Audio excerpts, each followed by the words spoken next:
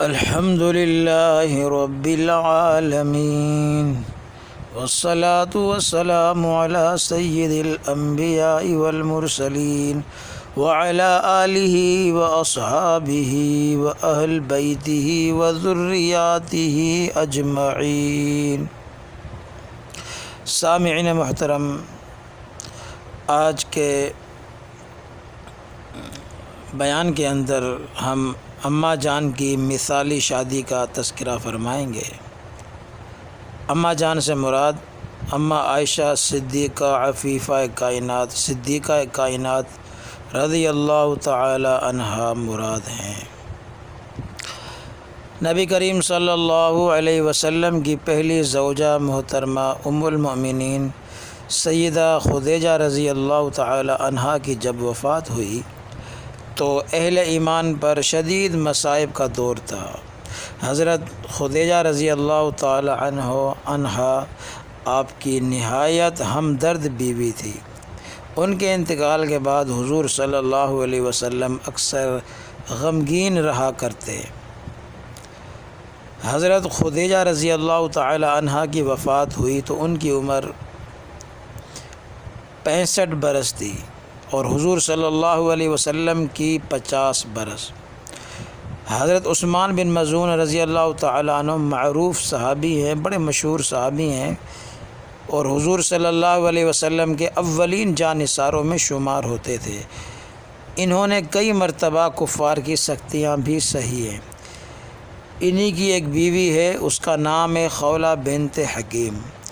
تو یہی خولہ بنت حکیم ایک دن حضور صلی اللہ علیہ وسلم کے پاس آئی اور عرض کیا کہ یا رسول اللہ، آپ دوسرا نکاح کر لیں۔ آپ نے پوچھا کس سے؟ خولہ رضی اللہ تعالی عنہا نے کہا بیوہ لڑکیاں بھی موجود ہیں، کنواری بھی لڑکیاں موجود ہیں، جو آپ کو پسند ہوں ہم ان کے متعلق گفتگو فرمائیں۔ آپ نے فرمایا وہ کون ہے؟ خولہ رضی اللہ تعالی عنہا نے کہا بیوہ تو سودا رضی اللہ عنہا ہیں اور کنواری ابو بکر کی بیٹی حضرت عائشہ رضی اللہ تعالی عنہا ہیں۔ حضور صلی اللہ علیہ وسلم نے فرمایا تم ان میں سے جس سے بہتر سمجھتی ہو بات کرو۔ حضرت خولہ رضی اللہ تعالی عنہا رسول اللہ صلی اللہ علیہ وسلم کی مرضی پا کر پہلے حضرت ابو بکر صدیق رضی اللہ تعالی عنہ کے گھر میں آئی اور ان سے تذکرہ کیا۔ عرب میں دستور تھا کہ منہ بولے بھائی کی بیٹی سے شادی نہیں کرتے تھے، جس طرح سگے بھائیوں کی بیٹی سے نکاح جائز نہیں۔ یعنی عرب کے اندر دستور تھا کہ اگر کوئی کسی کو منہ بھولا بیٹا یا منہ بھولا بھائی بنا لیتا، بس اب اس کی بیٹی کے ساتھ نکاح، کیونکہ وہ بھتیجی ہو گئی اس لیے نکاح کرنا بھتیجی کے ساتھ جائز ہی نہیں ہے اسلام کے اندر۔ یہ عرب کا دستور تھا، اسلام کا نہیں۔ تو جب خولہ رضی اللہ تعالی عنہا نے تذکرہ کیا شادی کا تو اس بنا پر حضرت ابو بکر صدیق رضی اللہ تعالی عنہ نے کہا عائشہ تو آپ صلی اللہ علیہ وسلم کی بھتیجی ہے، اس سے آپ کا نکاح کس طرح ہو سکتا ہے؟ حضرت خولہ رضی اللہ تعالی عنہا نے جب یہ بات سنی، یہ اشکال حضور صلی اللہ علیہ وسلم کی خدمت میں جا کر پیش کیا۔ آپ نے فرمایا ابو بکر میرے بھائی ہیں لیکن دینی اعتبار سے اور اس قسم کے بھائیوں سے نکاح ہو سکتا ہے۔ مطلب بھائی ہیں لیکن دینی اعتبار سے، جیسا قرآن مجید میں اللہ تبارک و تعالی فرماتا ہے انما المؤمنون اخوہ، سارے کے سارے مومن، سارے کے سارے مسلمان بھائی بھائی ہیں۔ تو دینی اعتبار سے سب بھائی بھائی ہیں۔ تو دینی اعتبار سے اگر کوئی بھائی ہے تو اس کی بیٹی سے نکاح ہو سکتا ہے۔ حضرت خولہ رضی اللہ تعالی عنہا نے یہی جواب دیا۔ واپس آ کر ابو بکر صدیق رضی اللہ تعالی عنہ کو وہ فوراً اس نکاح پر تیار ہو گئے، لیکن ایک مسئلہ بیچ میں اور آ پڑا۔ وہ مسئلہ کیا تھا کہ حضرت ابوبکر صدیق رضی اللہ تعالی عنہ نے حضرت عائشہ رضی اللہ تعالی عنہا کی بات یا منگنی مطعم بن عدی کے بیٹے جبیر بن مطعم سے کر رکھی تھی اور وعدہ کر رکھا تھا۔ جس طرح ہم رشتوں میں نام وغیرہ کر دیتے ہیں، تو مطعم بن عدی مکے کا ایک رئیس تھا۔ روایت میں آتا ہے کہ یہ شخص ذاتی طور پر شریف النسل انسان تھا۔ حضور صلی اللہ علیہ وسلم جب طائف سے واپس تشریف لائے تو اسی مطعم بن عدی نے آپ صلی اللہ علیہ وسلم کو مکے میں پناہ دی اور اپنے بیٹے اور قبیلے والوں کو اسلحہ دے کر کہا کہ مکے کے مختلف کونوں میں پھیل جاؤ، مکے کی گلیوں میں پھیل جاؤ اور محمد صلی اللہ علیہ وسلم کی حفاظت کرو، اس لیے کہ میں نے محمد صلی اللہ علیہ وسلم کو پناہ دے دی ہے۔ خود اس نے سواری پر سوار ہو کر اعلان کیا کہ اے قریش مکہ، اے مکے والو، میں نے حضور صلی اللہ علیہ وسلم کو پناہ دے دیے، کوئی ان کے سامنے نہ آئے۔ حالانکہ اس نے اسلام قبول نہیں کیا تھا، محض اپنی شرافت کی بنا پر آپ صلی اللہ علیہ وسلم کو پناہ دی تھی۔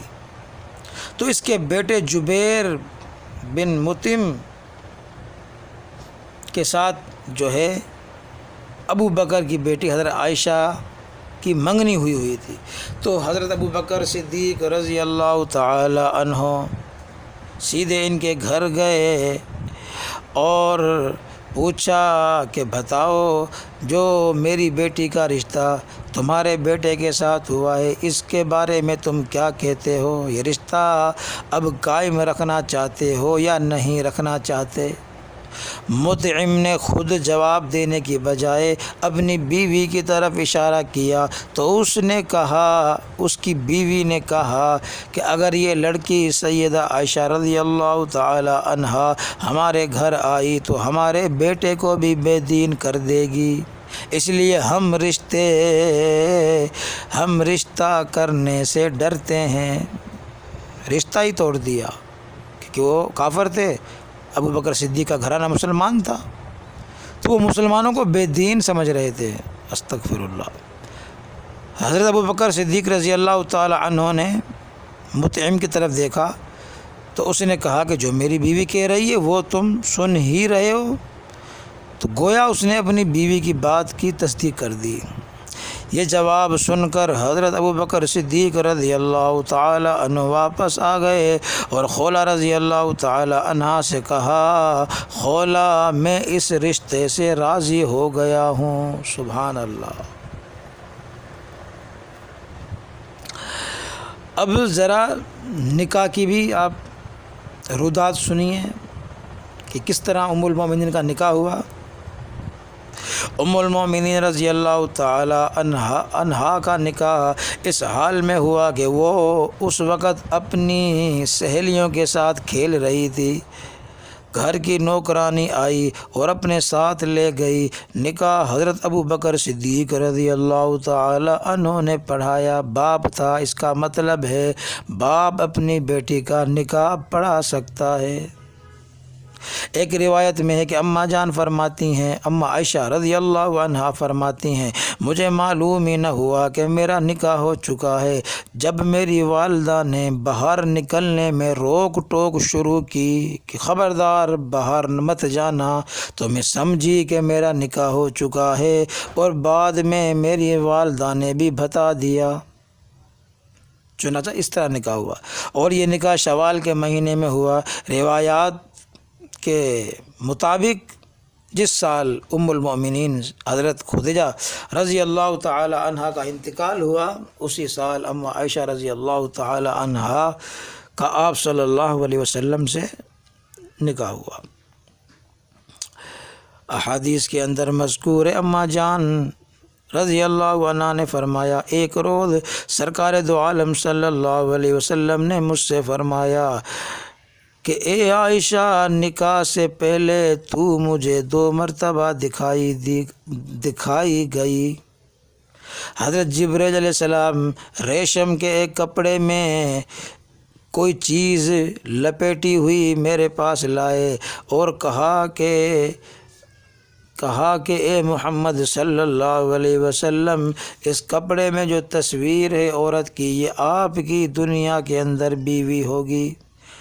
میں نے جو اس کو کھولا تو وہ عائشہ تو تھی، چنانچہ میں نے یہ کہا کہ یہ اللہ تبارک و تعالیٰ کی طرف سے ہونے والا ہے۔ اور ایک روایت میں یہ الفاظ ہیں کہ حضرت جبرائیل علیہ السلام نے فرمایا، یہ دنیا میں آپ کی بیوی ہے اور آخرت میں بھی آپ کی بیوی ہوگی۔ چنانچہ نکاح ہو گیا، 500 درہم طے ہوا نکاح کے اندر۔ حق مہر جسے کہتے ہیں، حق مہر 500 درہم تھا۔ نکاح کے بعد تقریباً 3 سال تک اماں جان اپنے میکے میں رہی۔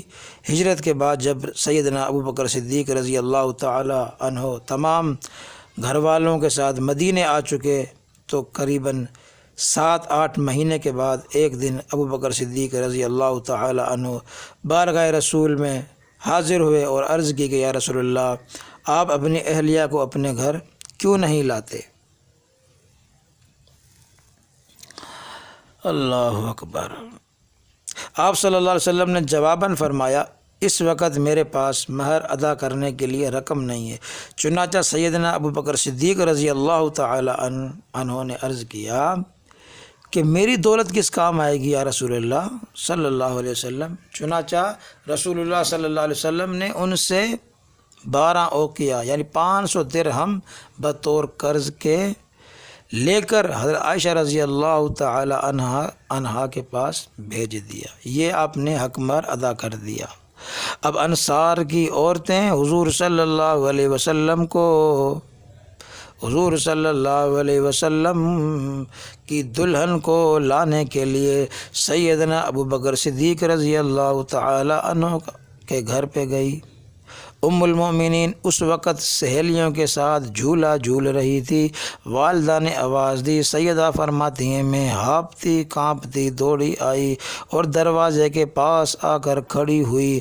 ام رومان نے منہ ہاتھ دھلا کر بال سنوار دیے، پھر اس کمرے میں لے گئی جہاں انصار کی عورتیں دلہن کے انتظار میں تھی۔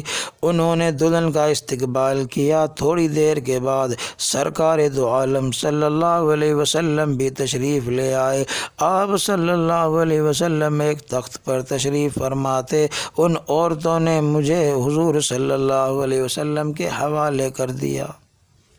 یہ تھا نکاح، اور اس طرح اما عائشہ رضی اللہ تعالی عنہا کی رخصتی ہوئی۔ تو بہرحال ام المومنین حضرت عائشہ رضی اللہ تعالی عنہا کا اپنا بیان ہے کہ خدا کی قسم میری رخصتی میں نہ کوئی اونٹ ذبح کیا گیا، نہ کوئی بکری، ہاں کھانے کا ایک پیالہ تھا جو سعد بن عبادہ رضی اللہ عنہ نے حضور صلی اللہ علیہ وسلم کی خدمت میں بھیجا ہوا تھا۔ آخر میں عرض کرتا چلوں، یہ تھا شہنشاہ دو عالم کا اماں جان حضرت عائشہ کے ساتھ نکاح، اور یہ تھی شادی امی عائشہ رضی اللہ عنہا کی۔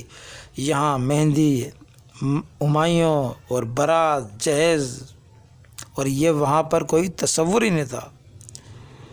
بس حالات کے موافق جو میسر تھا اس کے مطابق جو ہے شادی ہوئی، رخصتی ہوئی، حتیٰ کہ مہر بھی حضور صلی اللہ علیہ وسلم نے قرضہ لے کر ادا کیا۔